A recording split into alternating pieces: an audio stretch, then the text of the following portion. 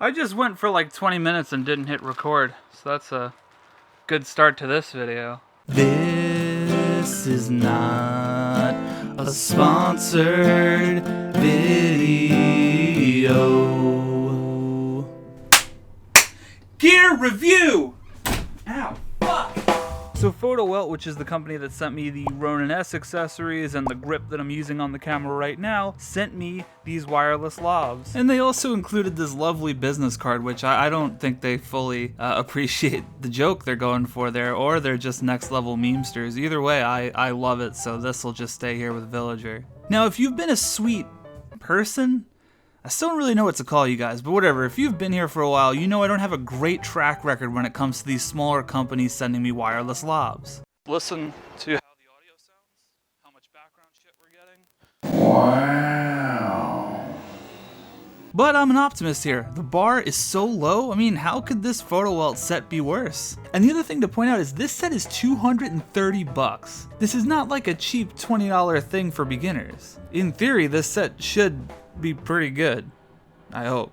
The set comes in this fancy silver case. It has nice foam inserts to cradle every little bit and bob. You get the receiver, 2 wireless mic packs that sync up to the receiver. You get an assortment of cables, including the XLR input, the 3.5mm mic input, and an input for your cell phone. You also get the foam squishy dead cats to accommodate for wind and crap like that. These wireless lavs both connect to this one receiver here. The receiver can plug into the DSLR, so you can actually clip the receiver down to your pants for whatever reason, but they also have this little adapter here, and this adapter can clip onto the lav receiver.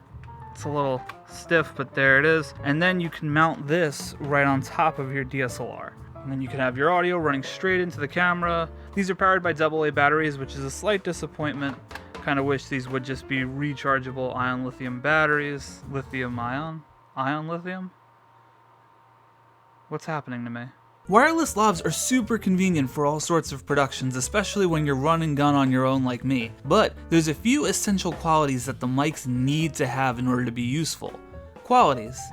That's the first one, audio quality. If the audio quality is pee pee poo poo, well, the mic's out. We also want to look at the connectivity. How far away from the camera can you get before the mic starts to crap out? And finally, wireless interference. Does the lav pick up interference from cell phones, text messages, wireless routers, anything like that? We need to know that they are reliable. So let's start with the audio quality. First off, I did try to pull an old switcheroo on you guys and do the voiceover with the Lomography film scanner review with the lav, but I just really did not love how it sounded as a voiceover mic, so I re-recorded it. So that's out the window. But here is a clip of what that voiceover sounded like. Anyway, let's jump into it. The scanner has a cool design. It's small enough to fit in a camera bag. Definitely not like a pocket thing. You can't fit that in a pocket. But so it's definitely not a substitute for a voiceover mic. I started to think a little bit about the preamps in the camera though, so that was with the Canon 6D Mark II. This is recorded with the Sony A7S. This flicky thing here, you gotta hold it down and put the film in. It's definitely a little fiddly. I'm not a huge fan of it. And this knob that you have to turn to feed the film through, both of those areas feel just a little flimsy. The A7S definitely has a better preamp and the audio sounds marginally better, but to me, still not exactly usable. Do keep in mind that I am not adjusting this audio in any way. This is straight out of the camera.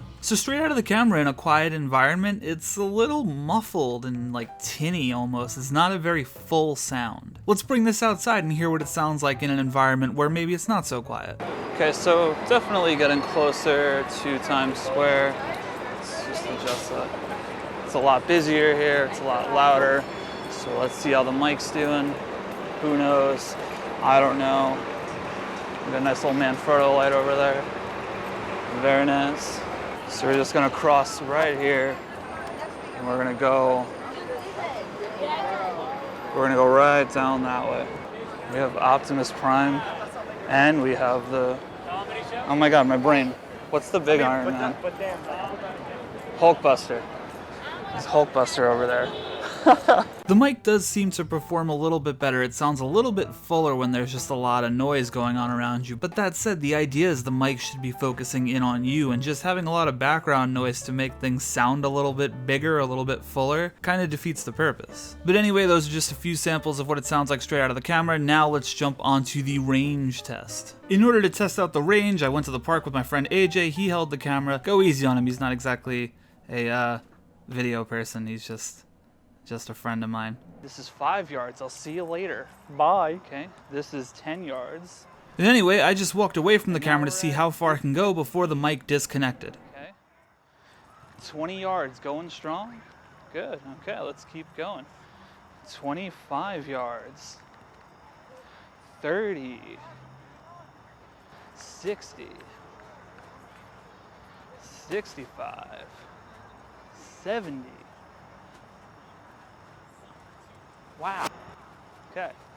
75. Okay. So I'm pet now. 75 yards, that's honestly pretty impressive. It's a lot more than I was expecting, honestly. But anyway, football fields, that's a great segue onto the next thing, interference. See, I know sports. So after shooting an afternoon in the city, I thought it wasn't that bad. I did have one situation where the lavs came desynced from one another and I had to turn them off and turn them back on to get them to start working again.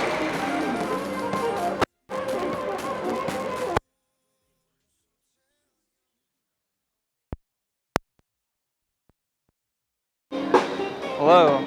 But other than that, I thought they were fine, and then I started reviewing the footage. Still walk. Go to Times Square because I feel like that'll be where the worst. There's a friend or whatever. So how does that sound? Very good. In all sincerity though, it's completely random. I was in the busiest part of Times Square and it didn't cut out at all. So surely there's a lot of noise, there's a lot of interference, there's a lot of wireless signals, a lot of people talking. How do I sound? Do I sound great? Better than normal? Worse than normal? What do you think? Let me know.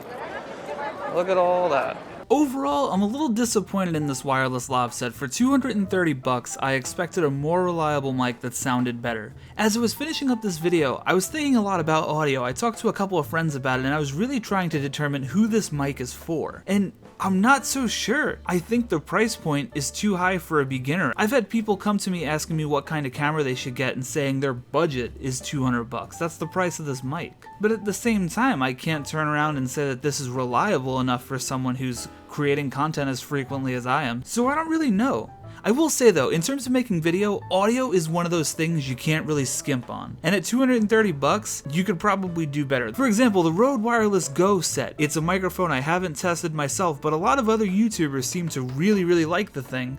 Is cheaper than this mic set. Not to mention how much smaller this Rode set is. I mean, I got lots of weird looks walking around the city with this big taser ass looking thing sitting on top of my camera. The bottom line is that if you're willing to bring this into Adobe Audition or Pro Tools or something like that, I'm sure you can work on this audio and get it to sound much better. That doesn't account for the wireless dropout issues that we talked about before, but I'm sure you can make this audio sound better if you know what you're doing. And regardless of what mic you're using, you're always going to have to edit audio to some degree. But for someone like me who does make videos very frequently, having to jump in and do that kind of audio editing every week would be really time consuming for me. So ultimately it comes down to you. You have to ask yourself, is the money saved by buying these cheaper mics worth the time spent in editing? 4 out of 10 Owen Wilson wows. It's better than the Fafine, but it's still not that great.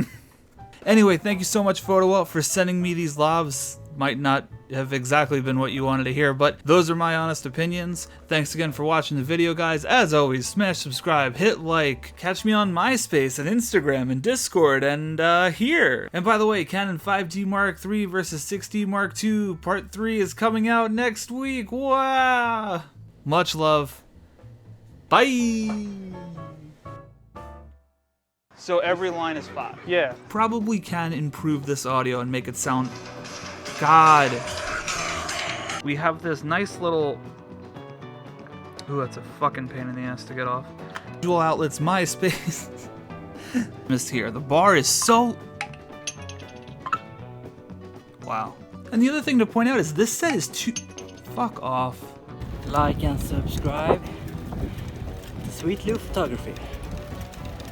The man.